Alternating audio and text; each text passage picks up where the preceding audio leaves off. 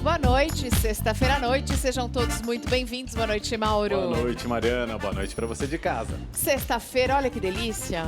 E ao teatro. Sábado, domingo. Hoje o teatro veio a nós, né? A gente recebe o elenco da peça O Ovo de Ouro.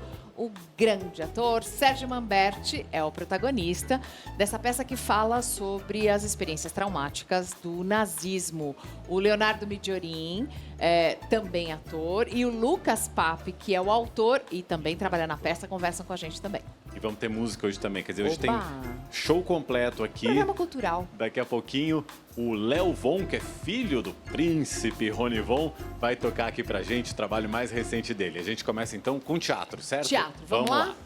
E Sérgio Manberti, fica aí, fica aí, só quero te dar um beijo. Ai, no tio Vitor. Oh, que fofo. Oi. Prazer. Papi e Léo. Prazer estar aqui. Bem-vindos. Escuta, a peça estreou hoje, né? Sexta-feira. Estreamos hoje. Uau. Uma delícia. Reestreamos hoje, na verdade. Então. Fizemos um mês de teatro lotado, Sesc Santo Amaro. Começamos em novembro e terminamos dia 14 de dezembro, né?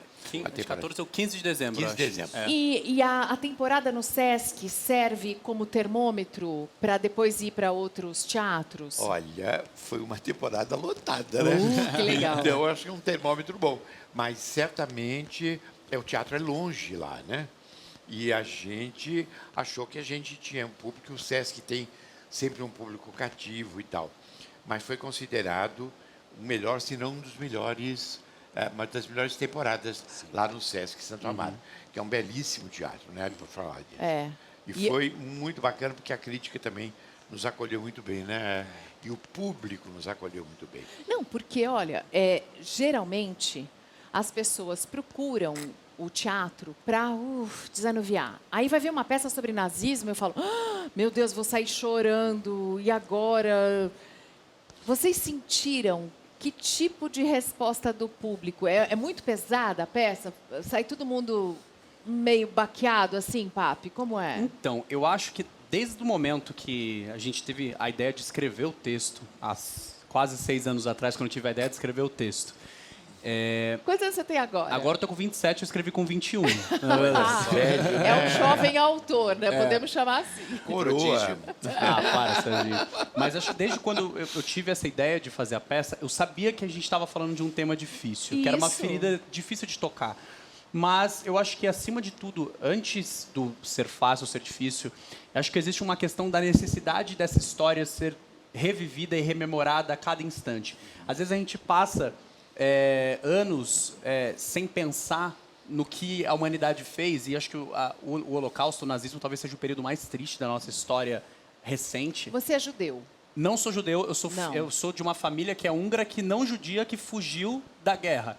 Mas a ideia de escrever o texto nasce um pouco da questão da minha família, de ter fugido da guerra, mas nasce principalmente da inconformidade e de quanto eu achava um absurdo o que tinha acontecido. Eu falei, eu preciso falar sobre isso em algum momento. Quando eu descobri a figura do Sonderkommando, que é o tema principal do espetáculo, que é o grupo de judeus, que em vez de serem mortos na câmara de gás, eles eram obrigados a trabalhar e sustentar essa máquina. Então era o Sonderkommando que levava o próprio povo que chegava para as câmaras de gás, era eles que ajudavam as pessoas Os a tirarem a alemães roupa. queriam evitar o pânico na descida daqueles trens que chegavam com as pessoas amarrotadas ali, porque era tudo aquele... Então, chegavam com a promessa de que eles iriam tomar um banho e iriam trabalhar. E aí eles colocavam os próprios judeus para fazerem esse serviço. Então, imagina o que é, para esses homens, todos os dias saberem que eles estavam conduzindo milhares de pessoas do seu próprio povo para a morte. Isso é muito pesado. E não podiam revelar. E esse é o dilema, né? Esse é o Não dilema, podiam assim, revelar. E é um Não dilema podiam revelar. pouquíssimo Isso que é o mais discutido. Se a gente complicado. fizesse uma pesquisa em rede nacional, se as pessoas conhecem o que é o Sonderkommando, eu diria que 99,9% não tem a ideia que eles existiram. Porque eu acho até que deve ser muito difícil para o próprio povo judeu assimilar, absorver o papel dessa figura, né? Desse Foi muito personagem. dolorido. Quem é que faz esse papel? Você? Nós Nós dois fazemos, né? Eu faço o velho. o Sandor. Eu e o Serginho, a gente divide o papel. Eu faço o Dasco jovem e o Serginho faz o Dasco velho narrando o que aconteceu lá. E o Eu faço Leozinho... o Sandor, que é um amigo, né, que se torna cada vez mais íntimo dele, até pelas agruras que vivem juntos, né?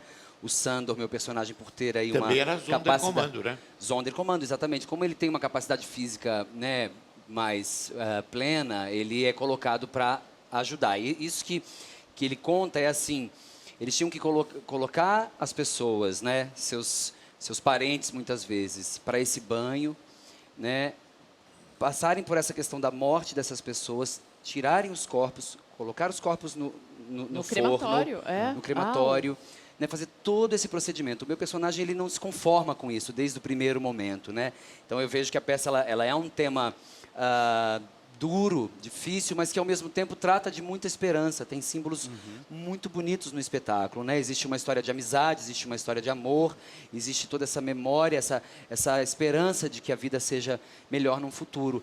Mas é pesada a sua imagem aqui, né? Sim, do personagem. É pesada. É muito sofrido. E nesse momento ali ele tá indo para um ato desesperado e que acaba, enfim, acabando com a própria vida. Eu acho que uma coisa importante é que a peça ela não se compraz com esse tipo de... Muitas vezes esses filmes ou peças ou desse tema, existe uma complacência com relação ao drama. O drama está ali presente, mas, na verdade, eu acho que a qualidade do trabalho do Lucas é muito importante, porque essa história não está numa ordem direta, e ele obriga as pessoas a fazerem uma reflexão sobre a questão da tolerância e da sobrevivência do ser humano, mesmo em situações muito importantes. Então, a peça não é contada da forma cronológica, ela não é linear, ela vai e volta. A gente tem 4 planos principais. A gente tem o plano, digamos, do presente, que é o Serginho contando para uma jornalista o que ele viveu.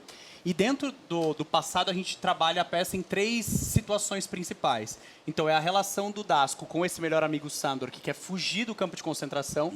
Então, tem a ideia do Dasco, que é um rapaz que é conformado, que se deixa levar por esse sistema e não sabe como escapar, e essa relação com o melhor amigo. A gente tem o segundo plano, que é a relação do Dasco com o SS Weber, que era o líder na verdade, ele é um personagem fictício, mas ele representa o líder ali da SS, e o Dasco é escolhido para executar essa função, executar e matar o SS durante uma revolta. Então tem essa relação entre ele e essa relação de dominação. E o terceiro é a fuga de uma judia que escapa do banho e vai parar no alojamento dele, e como é essa relação dele com essa fugitiva. Então são essas 3 cenas contadas de forma não linear. Então no final a peça se divide em 20 pequenas cenas que vão fazendo uma colcha de retalhos e costurando a história na cabeça do público para ele entender. E conforme essas tensões vão se aprofundando, de repente ele quebra. Então nunca o público fica nessa coisa de ficar muito...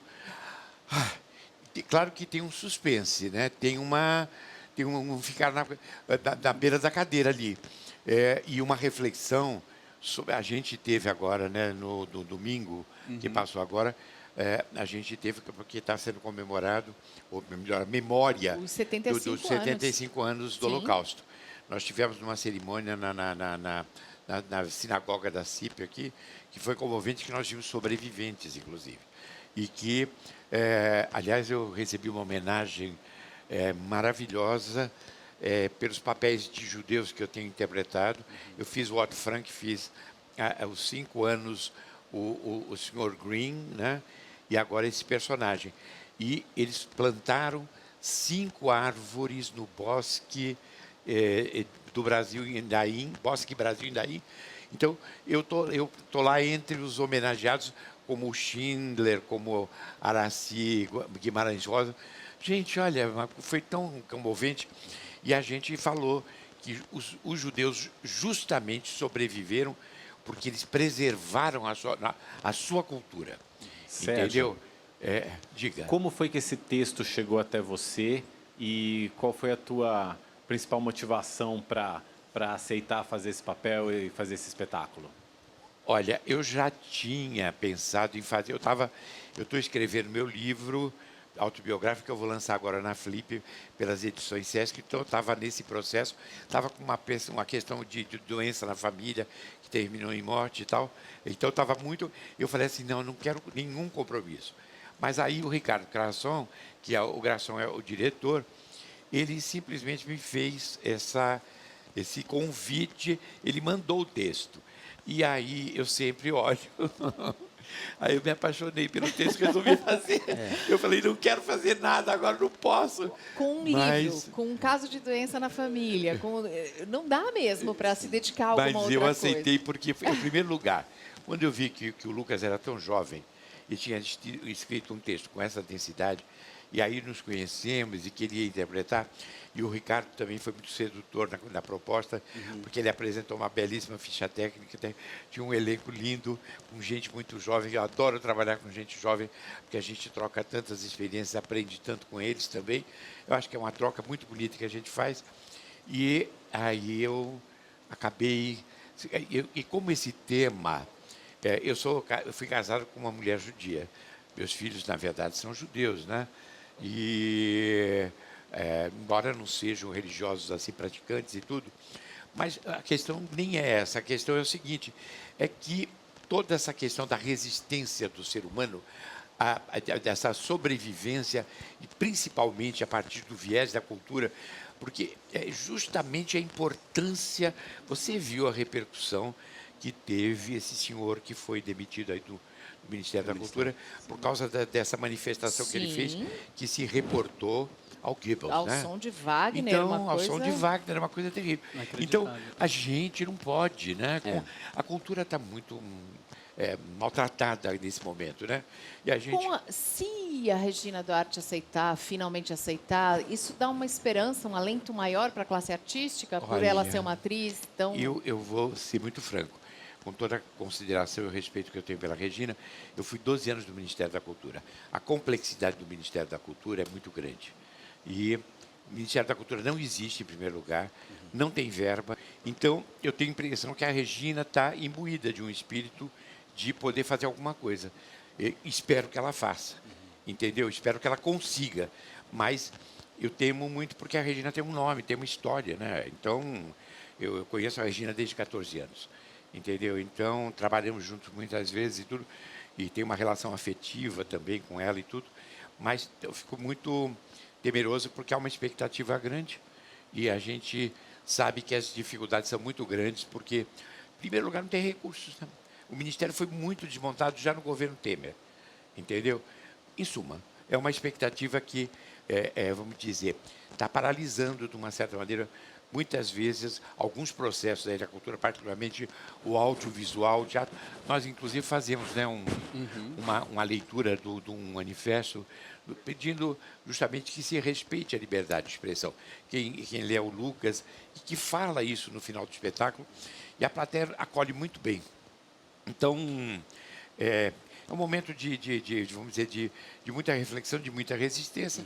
Eu passei todo o período da ditadura, resistimos, e acredito que iremos superar mais isso. Não sei como, mas vamos superar. São Paulo, por exemplo, tem se mostrado um lugar de muita diversidade. Eu acho que assim há também uma homeostase no sentido dessa resistência. E a arte tem esse papel crítico, anárquico. Então, por exemplo, o Festival Sem Censura que teve aqui em São Paulo, onde peças que foram censuradas num primeiro momento tiveram espaço para apresentar. Então, acho que também existe um movimento a partir desses grandes artistas, nós todos batalhando para falar sobre a liberdade de expressão, sobre a importância de todos os assuntos, né?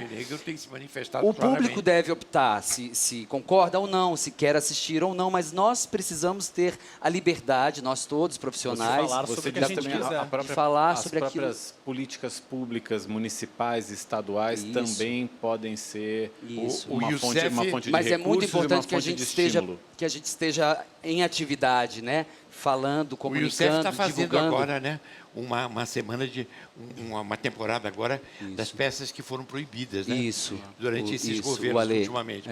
É muito bacana, entendeu? Então, vamos dizer, a sociedade se mobiliza.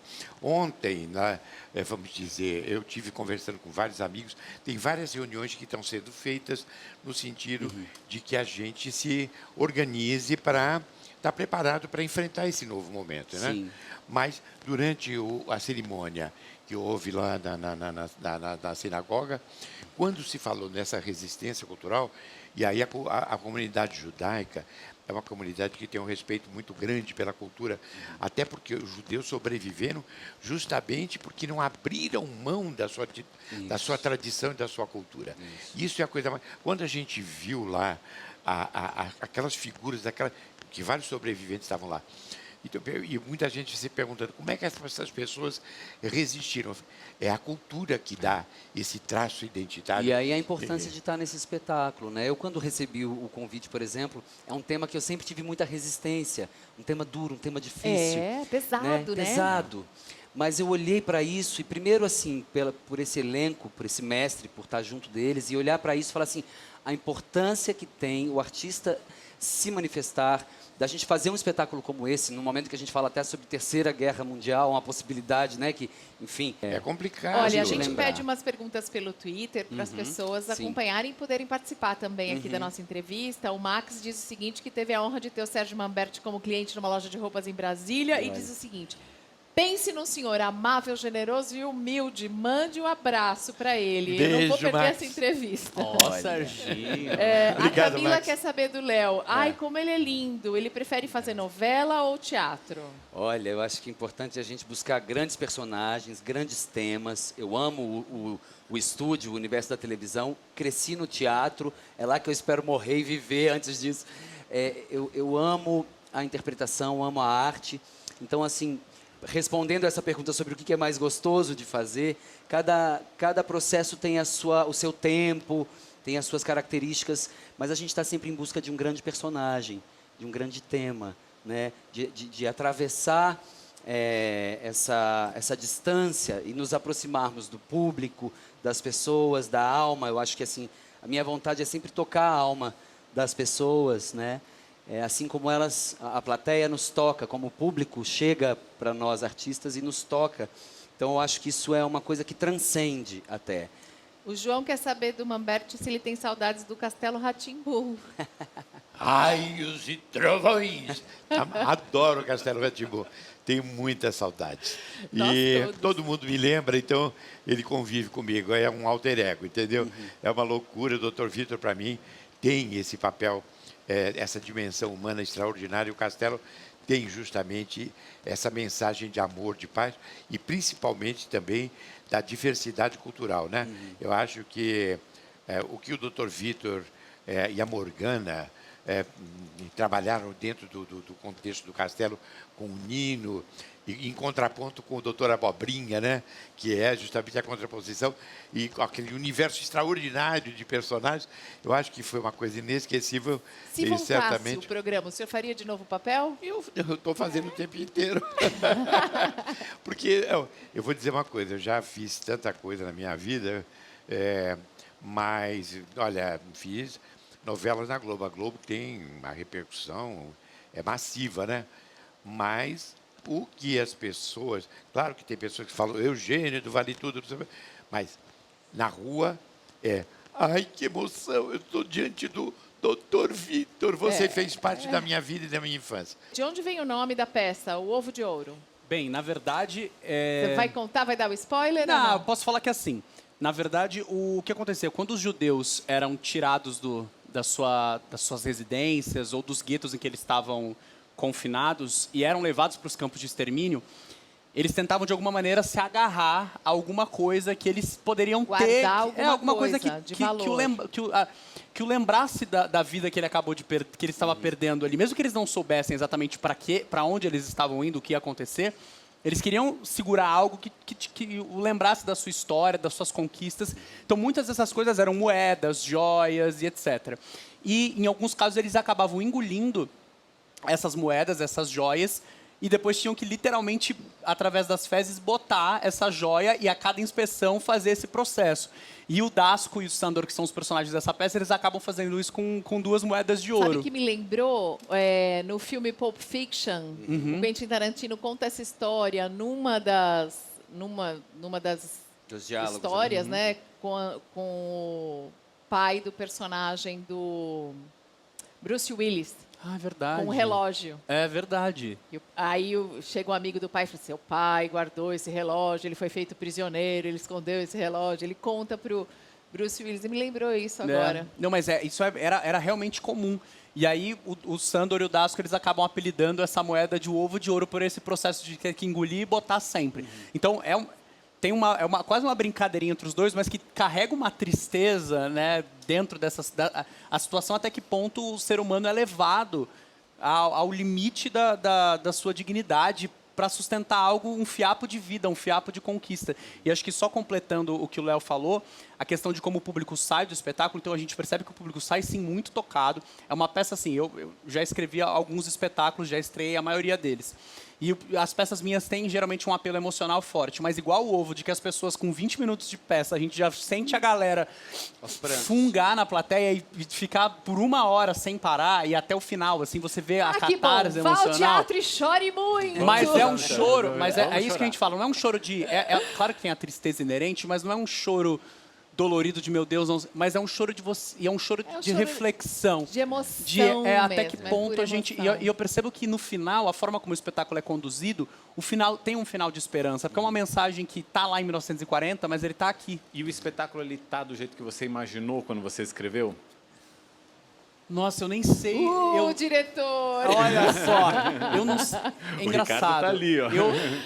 Eu não consigo, como faz um tempo que eu escrevi também, acho que eu nunca vislumbrei exatamente como eu queria que ele estivesse cenicamente. E eu acho que tem uma coisa que eu aprendi ao longo do processo de escrever, é que quanto menos informações o autor der de direção, quanto menos rubricas eu colocar, quanto mais livre eu deixar o texto, é melhor, é mais divertido e mais gostoso do diretor e do elenco montar depois. E tem uma porque questão da nossa interação cênica, assim, que como artista, às vezes você não pode se apegar muito a uma ideia ou algo que se criou, senão você não deixa surgir novas oportunidades, né? A criatividade, ela é constante. Então, assim, se você se apega muito a uma rubrica, a um detalhe, aquilo pode não se transformar numa coisa ainda maior e mais positiva. Eu acho pro interessante. espetáculo. Mas eu acho eu acho que o espetáculo supera o que eu imaginei. Assim, eu esperava que ele ia ter uma construção, mas a forma como ele atinge o público me surpreendeu muito. Mas eu acho que isso depende muito da forma como o Ricardo encaminhou, o Ricardo Grasson, que é o nosso diretor, encaminhou a montagem. Ele tinha uma visão, ele convidou para fazer a parte cenográfica, a direção de arte, ele nos cercou de uma série de elementos que nos deram uma ideia, mais ou menos, do que ele gostaria que esse espetáculo fosse. Mas a construção dramática ele fez junto conosco.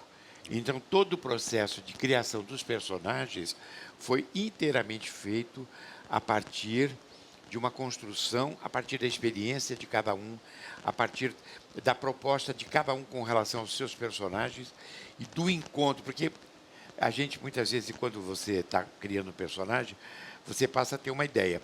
Mas essa ideia, na medida em que você começa a contracenar e que o outro ator te propõe outras coisas e que, de repente, nas discussões surge uma nova luz, e o personagem, então, ele vai se reconstituindo, entendeu? É uma construção, É uma né? construção. E eu acho que a construção do espetáculo, nesse sentido, foi muito boa, tanto que o espetáculo ele tem essa comunicação fácil com as pessoas, entendeu? Então, essa emoção também, tem a emoção dos personagens do drama, mas também tem uma emoção artística de você ver um trabalho que tem qualidade. Sérgio, entendeu? Deixa eu Diga. tirar uma dúvida, desculpa te interromper. Vocês estão lidando com um texto que está sendo encenado pela primeira vez, e é muito interessante esse trabalho de construção. E esse mesmo processo, como é que ele seria empregado num texto mais já consagrado, que já foi um clássico, que já foi encenado várias vezes? É possível também? Ou, nesse caso, teria que se ater mais ao que já foi Como feito? fazer isso com Shakespeare ou com... Na verdade, é o seguinte, não, isso aí são várias versões. Tempestade, eu já fiz muitas obras de Shakespeare. A Tempestade eu já fiz 3 versões completamente diferentes. Que Entendeu? legal. Em papéis outros. Eu fiz o Próspero, que é o protagonista, mas eu já fiz também o Antônio, Entendeu? Eu já fiz uma espécie de um pupurri de cenas e de propostas E já eu fiz um espetáculo chamado O Jogo do Poder, com a Dalila Nico, dirigida pelo Gianni Rato, que eram todas as grandes cenas de todas as tragédias do Shakespeare. Então, certamente o texto clássico, ele tem uma possibilidade de você já ter visto, inclusive, outras versões. O caso de um texto original como esse, é uma primeira vez. Mas o teatro, quando você vai fazer a abordagem de um texto, é fundamental que a gente esteja essa abertura, que a gente se esvazie de tudo isso e a gente tenha que, dentro da circunstância que está sendo feito, com aqueles atores, naquele momento, aí a construção, ela obedece o mesmo, vamos dizer, a mesma trajetória para você construir um personagem. Alguns com mais complexidade, outros menos, mas para fazer uma comédia ou um drama, o teatro é esse processo de colaboração. É uma obra coletiva, né? Mauro. Papi, você escreveu esse texto faz 6 anos. Quando a peça começou a ser montada, a ser ensaiada, você fez alterações? Você sentiu que tinha que fazer alguma mudança? Na verdade, a primeira versão... Eu comecei... A ideia original eu tive de 2014 para 2015, né? E a primeira versão do texto eu terminei em 2015. Aí, eu deixei um tempo... Eu sabia que eu estava falando de um tema muito difícil, muito complexo, que eu achava que, na época, eu ainda precisava de... Eu, como autor e até como ator, pensando que eu faria um dos personagens... Eu precisava de mais maturidade para entender. Então, eu deixei o texto, como a gente diz, descansando, fermentando. E aí ele é formado em filosofia, então ele filosofa, tá? Eu me formei em filosofia. Na verdade, eu estava no último semestre de filosofia lá da USP, quando eu tive essa ideia dentro do meu processo de pesquisa. E você usa essas questões filosóficas dentro da peça o tempo todo. Na verdade, eu comecei... Eu escolhi lá, no terceiro colegial, eu fui direto para a faculdade. No terceiro colegial, eu escolhi fazer filosofia porque eu tive uma professora no terceiro colegial que eu adorava e também Nomes. Silvia Helena. Amava Silvia Helena. Beijo, Silvia, se estiver assistindo. E aí, além disso, eu já escrevia para teatro desde muito moleque. 15, 16 anos já me arriscava. E aí eu falei, eu já era formado como ator, já tinha fundado meu grupo de teatro. Eu falei, então eu vou fazer faculdade de filosofia para me ajudar a escrever melhor. E eu não me arrependo, eu acho que foi sensacional para mim. E aí eu tive a ideia do texto, deixei ele fermentando, descansando. Quando chegou o final de 2017 para comecinho de 18, aí eu peguei ele de volta. Aí, coincidentemente, tinham lançado O Filho de Saul, que foi um filme que ganhou o Oscar de filme estrangeiro, que falava sobre o mesmo tema. Eu assisti, me deu mais gás, me deu mais elementos para serem trabalhados.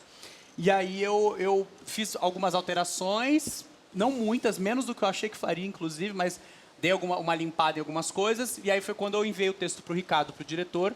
E aí ele comprou a ideia e aí a coisa foi vindo. E o que vocês estão vendo agora? Por exemplo, você mencionou esse filme que é maravilhoso, O Filho de Saul.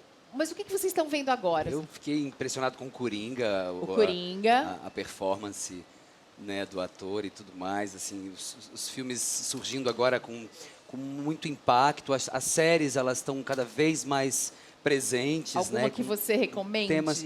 Olha, eu estou assistindo You agora, que eu gosto muito. Como chama? You. Eu vi a primeira temporada. É bem muito boa. impactante.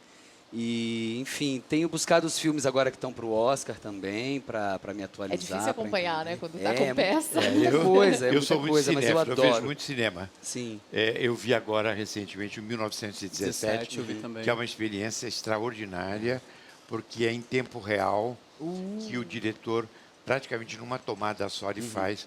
Sério? Ele fez plano sequência? É um fake plano sequência, né? É um fake, mas é. Mas é super. Mas ele de uma certa maneira, mas na verdade, a grua vem, de repente faz um geral, de repente, onde a grua terminou, já uma câmera acompanha o ator.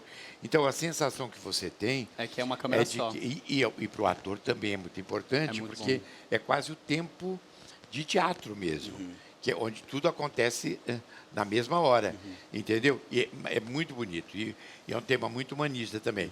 Mas, particularmente, eu gostei do Judy e do Escândalo também, com a Charlize Theron e a Kidman. Robbie. Margot Robbie. Muito interessante. E você, Papi? Gente, acho que eu vi praticamente todos do Oscar. Mas o meu preferido é o Parasita porque a forma como o filme é escrito e é muito parecido com a Misturado, forma é. como eu gosto como tento fazer nas minhas obras, assim. Tem uma construção metafórica por trás de absolutamente todas as questões E é do- uma do metáfora, filme. uma crítica social Muito pesada social, muito ali. forte, assim. Não né? sobra ninguém, porque o sistema é cruel. Nossa, Então, e o cachorrinho? Gente, é um filme fora de série. Assistam, não percam o Parasita. Parasita. E eu torço muito, eu acho que... Eu não sei se o Oscar vai dar o melhor filme... Porque o melhor filme estrangeiro vai ganhar. Eu não sei se ele vai ganhar como melhor filme, eu tô torcendo muito, seria revolucionário. E um filme que eu gosto muito, que poucas pessoas falam, mas eu acho fenomenal, é a História de um Casamento. Que é um filme extremamente Eu vi também, é muito simples, bom. ele não tem absolutamente nada de grandioso, mas ele tem diálogos que são tão críveis E a tão bem performance dos escritos. atores, assim, E a Scarlett incrível. Johansson e o Adam Driver É. estão absurdos, assim, Driver em é cena. fantástico. Eu sinto falta de diálogo. aliás, eu o gosto diálogo muito, dele é muito bom. Eu gosto muito dos filmes antigos. E consumo muito. Eu morava perto da Paulista 20 anos atrás, tinha uma 2001 ali na 2001. esquina com a Brigadeiro. Eu vivia lá porque eu Filmes gostava europeus, dos filmes filmes de antigos, arte, os filmes claro. europeus eu tinha mais acesso. Hoje, se você vai procurar, você só acha esses blockbusters americanos e é muito tiro, porrada e bomba, né? Muito efeito especial e pouca sutileza, pouca inteligência. Então, eu procuro Eu vou começar a estudar buscar cinema mais esse cinema, ano. mais cinema francês, por exemplo. Sim, eu estou até buscando o uma espanhol. formação cinematográfica que começa esse ano, então estou fazendo um resgate, por exemplo, do cinema japonês, que é maravilhoso, maravilhoso. O Ozu, né, o Kurosawa, por exemplo, com grandes filmes.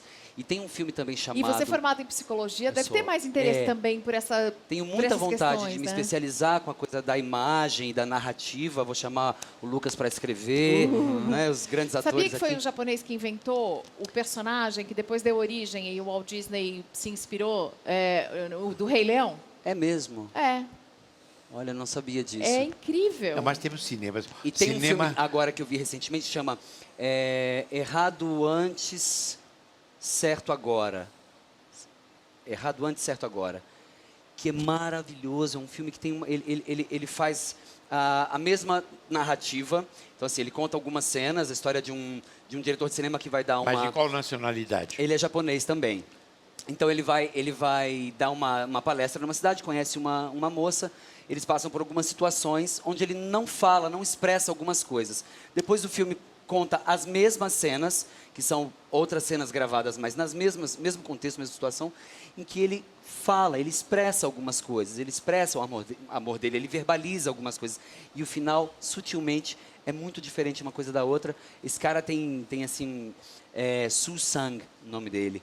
É um diretor maravilhoso, assim, super Não, contemporâneo e o agora. cinema Então tem muitas oriental referências, com né? questões, O cinema porque coreano, eles que é o pensam Parasita, de um jeito é coreano, diferente. né? Parasita é coreano, Então, é um cinema de altíssima qualidade. muito bom. Entendeu? E aí a gente tem aí uma questão que é a questão da... Eu participei da votação da Convenção da Diversidade Cultural, que é justamente para promover e proteger as identidades culturais. Porque o mercado é muito devorador, né? Então, existe todo um desejo, a gente está vendo aí agora com relação ao nosso audiovisual, nós passamos a ser altamente competitivos, quase 200 filmes foram produzidos, e de repente a gente está aí diante as grandes corporações americanas que estão chegando aqui e querendo ocupar as telas, entendeu? Então isso é muito complicado. E a convenção é justamente no sentido de preservação. Ela nasce, inclusive, pela exceção cultural que era o cinema Senão fica tudo francês. igual, gente. A gente está buscando justamente as alternativas no sentido de que a gente possa estar usufruindo dessa riqueza de ver diferentes pontos de vista. E abrir eu acho mais para a produção nacional Não, também, eu né?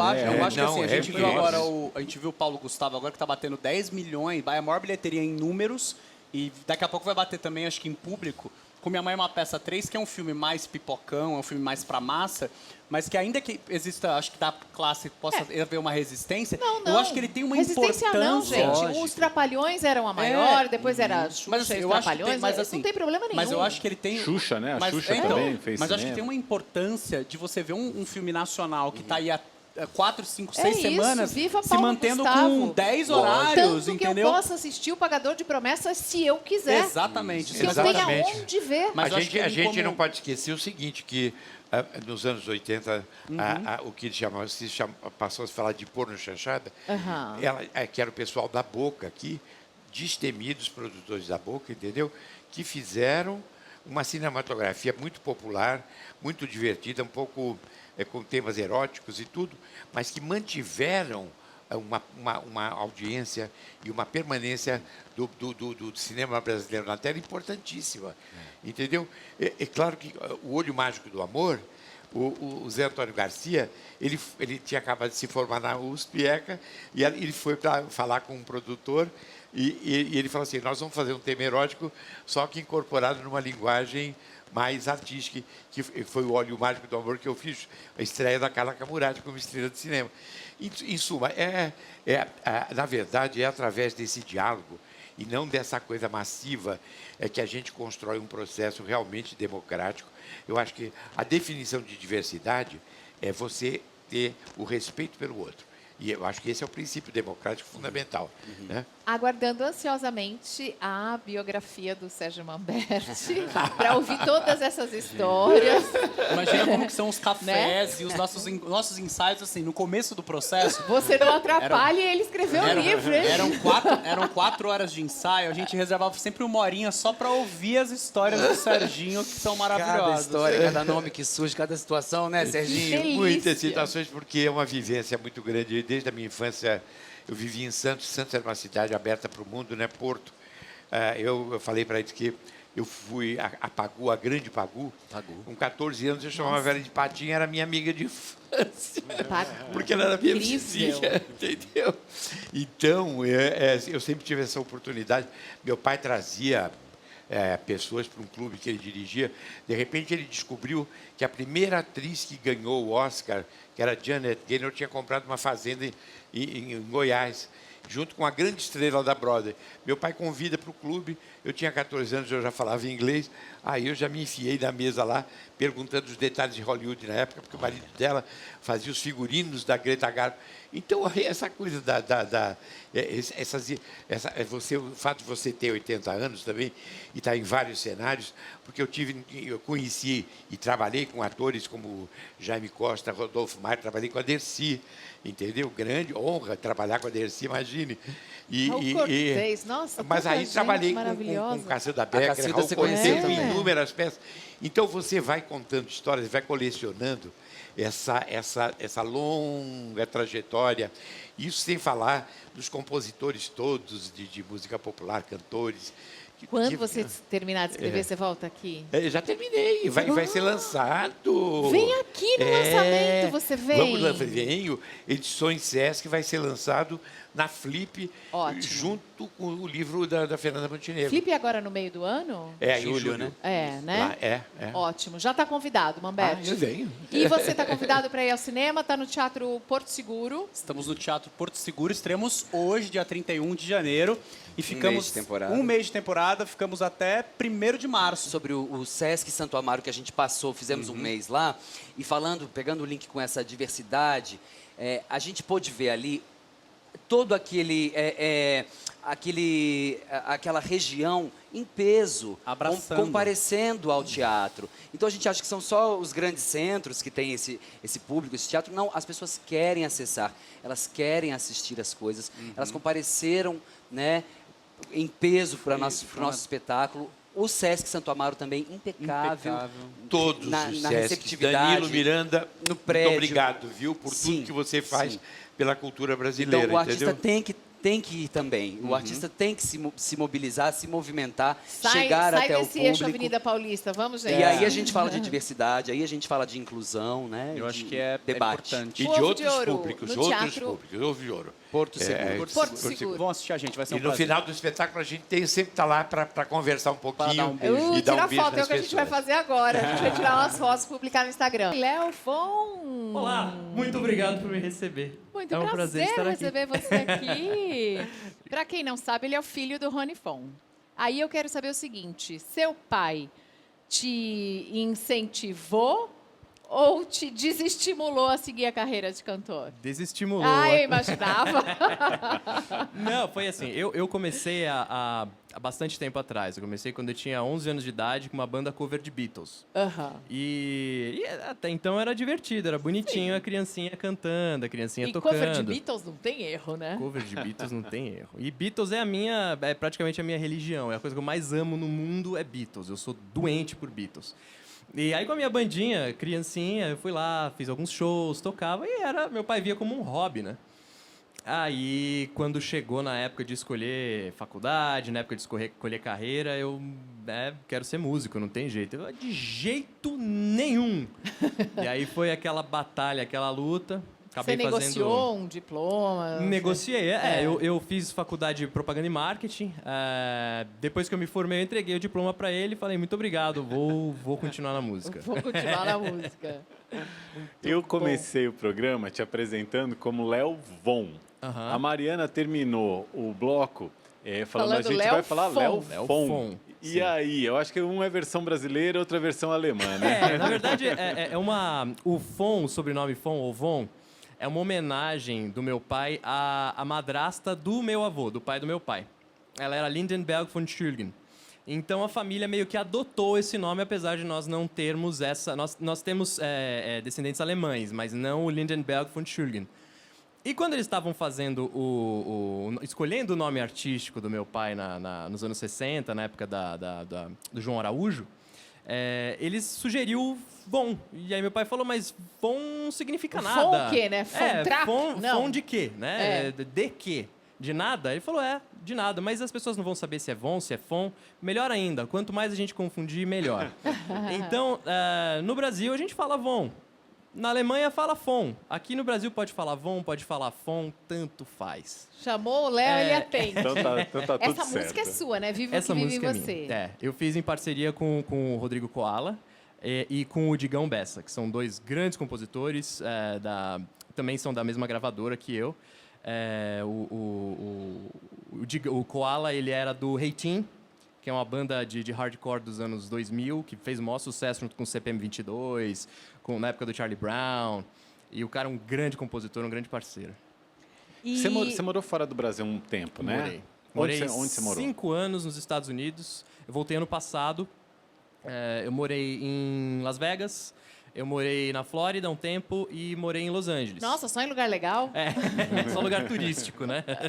Só lugar muito Só lugar- bom, né? Faltou Nova York aí. Faltou Nova York, mas Nova York é pesado, é difícil morar em Nova York. Assim como em E Los você Angeles. estava no Grammy do ano passado? Eu fui no Grammy do ano passado, fui. Eu fui como seat filler, que é quando não vai gente o suficiente. Mentira, você eles senta na cadeira. Você senta na cadeira pra Adoro. ficar cheio de gente. Aí quando precisa sentar algum artista ali, eles vaza. Aí você sai, aí o artista vai lá, senta ali. Você Grammy- cedeu a sua cadeira pra alguém? Ô, Mariana. Não, eu tive Você sorte. ficou sentado. Eu tive a maior sorte do mundo porque eu pude ficar no mesmo lugar o show inteiro. Então eu só curti. Eu estava O lá pessoal como se do eu tivesse... Grammy precisa conhecer a Ju Bonita. Pra Não levar é? a plateia, Pô, que é quem claro. faz as plateias aqui da Rede TV. É verdade. Olha, você gosta de compor? Você prefere tocar e cantar uma música que foi você que fez? Ou você ainda continua curtindo muito Beatles? Bom, eu assim, eu sou um artista que fez muito cover. Então, lá nos Estados Unidos, eu passava a maior parte do tempo, eu vivia de música lá. Então, a maior parte do tempo eu Com fazia cover. cover. Do, Então, de quê? Dos Beatles? Eu fazia folk, eu fazia classic rock, eu fazia country, eu fazia Adoro muito country. música americana, né? Amo. Teve uma música do Léo Fon numa novela, novela Babilônia? Exatamente. Foi em 2015. Foi em 2015. E era em inglês. Era em inglês. Only You. Only You, exatamente. Canta um pedacinho pra eu lembrar dela. Era now and then, it feels I'm floating on the air. Your touch is what I'm longing for, and I'll keep knocking on your door. Can't get far. You're with me when I close my eyes. This passion gets me moving strong. Your love will always turn me on, and I just can't help this feeling. Era isso daí. Muito bom, muito bom. Essa música foi É legal, muito bem. eu acho bacana quando... Você não é o único, mas são poucos os brasileiros que compõem em inglês e cantam assim, sem nenhum sotaque, eu né? tive essa identidade cultural muito forte quando eu mudei para os Estados Unidos. Você mudou adolescente? Não, eu Ou mudei fazendo... jovem adulto? Eu tinha 25, 26 jovem. anos. Eu, na verdade, virei adulto lá, né? Porque foi ali que eu tive o meu apartamento pela primeira vez, com a minha esposa, e compra de mercado, e paga aluguel, Paga e essas coisas. dívida. Paga dívida, cria dívidas. Mortgage. Exato. Mortgage não, mas aluguel sim. Não tive a sorte de comprar uma casa, mas eu paguei muito aluguel, que é uma coisa muito cara lá nos Estados Unidos. Então, assim, o dia a dia, o estilo de vida que eu conheço é lá. Eu tive uma identidade cultural muito forte com os Estados Unidos. E a música sempre foi essa paixão por música americana, música inglesa, né? Claro, tem muita música brasileira que eu gosto também. Mas a paixão mesmo sempre foi Beatles. Então, todos os derivados, todos os antes Isso e acabou depois. determinando outras coisas, claro, Exatamente. claro. E Eu você- gostei dessa música nova que você está trabalhando agora, Viva o que Viva o vive que em Vive em Você. Você, em português, acho Exato. bacana. Mas, assim, você tem essa possibilidade de cantar nos dois idiomas. A Sim. gente consome muita música americana. Ed Sheeran, Sim, John Mayer. monte de gente Agora bacana. o Chris Stapleton, você gosta de country, deve ouvir Chris Stapleton. É muito bom, Chris Stapleton. E, bom, pois é, acho que no Brasil você tem acho que em qualquer lugar do mundo a música em inglês ela é muito consumida, porque é uma língua muito sonora. É uma língua que soa muito bem, né? No português você precisa ser um poeta para você fazer uma Não, música. precisa ser um gênio para botar paralelepípedo no meio de uma música. É gênio, tá, gente? Fale o que Exatamente. quiser, é gênio. Exatamente. É difícil você fazer uma música em português que tem uma sonoridade e um poema bem feito. É um desafio para mim, né? Foi acho que o grande desafio que eu tenho enfrentado nessa volta é compor em português de novo. E você veio planejado, você veio para ficar, você tem um plano. Qual Bom, foi que você assim. espera para o futuro? Eu fiz a minha carreira musical lá, mas ela era uma carreira que, como eu falei, baseada em cover. Eu tinha diversos projetos. Eu tocava com o Rico Monaco Band, que é uma banda de rock latino. Então a gente fazia muito Santana, fazia Juanes, fazia Los Enanitos Verdes, as coisas de América Latina. E aí eu fiz um duo de anos 50 e anos 60. Esse duo acabou virando um trio, que chamava The Fab Free, que a gente fazia Beatles acústico. Eu sozinho eu tocava em bar, restaurante, violão e voz. Eu tocava o John Denver, o Alan Jackson, toda a galera. E aí teve um momento em que eu falei, bom, eu preciso ter a minha carreira. E eu estava em Orlando nessa época. Só que eu acho que lá você não consegue passar de certo ponto. Porque tem os lugares em que você toca, você cria o seu público, etc. Mas para você dar passar para um degrau para cima... Tem que fazer parte do American Idol ou tem que fazer parte de algum programa de televisão, Pois é, reality a minha show. ideia foi ir para Los Angeles para conseguir algum espaço no que eu fazia. E aí foi ali que eu eu recebi um telefonema da minha mãe, que estava fazendo a campanha para eu voltar para o Brasil desde o dia em que eu saí, que o Rick Bonadio claro. tinha entrado em contato com ela, ouviu o meu material e tinha gostado muito. E quando minha mãe me ligou perguntando se eu conhecia o Rick Bonadio, eu dei risada. Eu falei, lógico que eu conheço o Rick Bonadio. Eu posso passar seu telefone para ele? Pode. Eu achei que não ia dar em nada. Aí ele me liga, é ele mesmo. E ele fala, não, gostei muito do teu material, vamos conversar, me manda umas músicas. Aí eu mandei algumas músicas para ele em inglês, e ele falou, a gente faz em inglês, se for o caso, eventualmente a gente faz em português. Mas vamos conversar, vamos ver se a gente faz alguma coisa. Aí eu pensei, a minha esposa pensou, a gente falou, melhor a gente voltar para o Brasil, porque essa é a oportunidade Não é? da minha vida. Claro. E a gente voltou feliz. E olha, E deixa eu como é te que tá dizer, sendo? vai falando sim pra tudo, É, viu? isso Reality mesmo. show, sim. Novela, sim. Vai falando sim. Competição de 100 metros com barreira, sim também. Vai falando sim, depois você vê.